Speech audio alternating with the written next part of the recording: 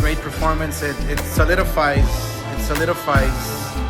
the fact that Errol Spence is the top guy.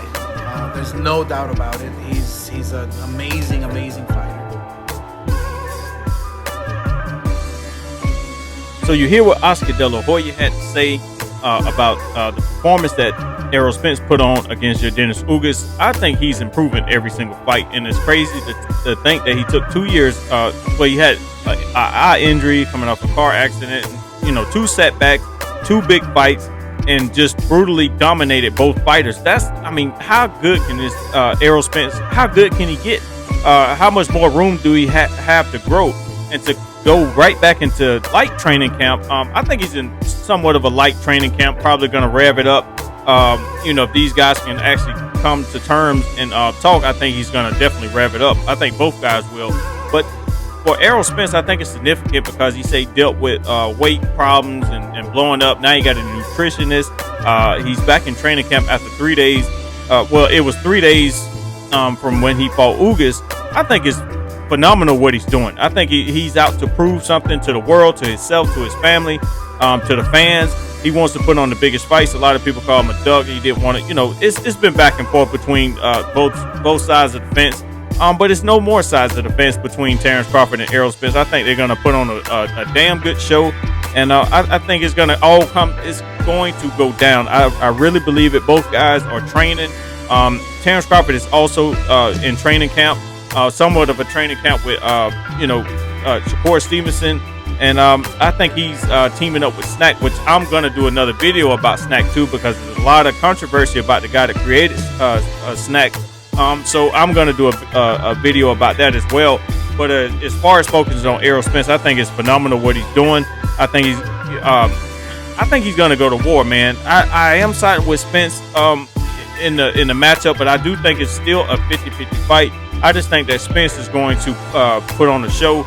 I think, anytime you tell Spence he cannot do something or he hears something, and he don't speak a lot either.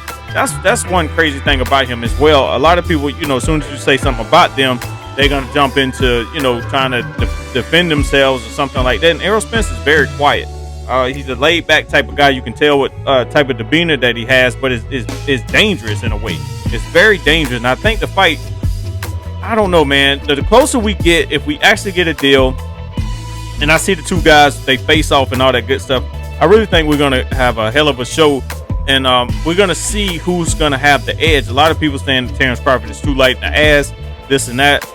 I don't know. I think Terence Crawford is a really good fighter. I think he's holding his own.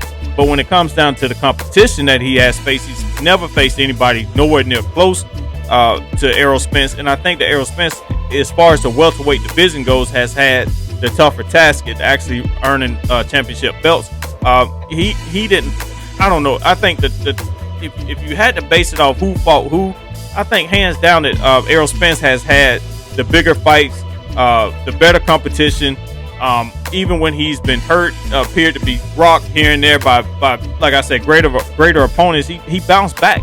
And Terence Crawford, we have yet to see him against somebody like Danny Garcia, somebody like Ugas that actually beat Terence Crawford in the amateurs, which don't mean too much now. I do believe that Terence Crawford probably would have beat him if he would have got that fight.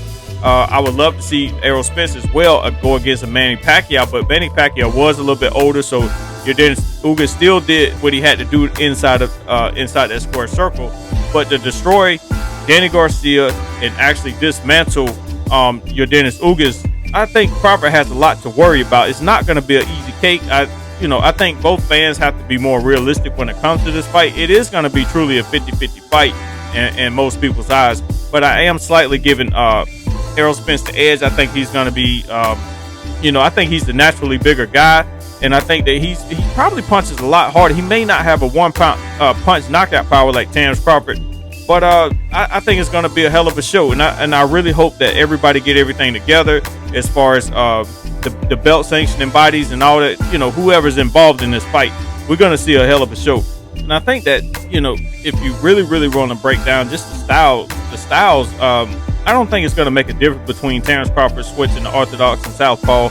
I don't think it's going to make that much of a difference. I think it's going to be based on, who wants it more? Who's the hardest puncher? Who's gonna put in the most work during these training camps? But let's get into what Andre Ward had to say about Terence Crawford being light as from what Teddy Atlas had to say.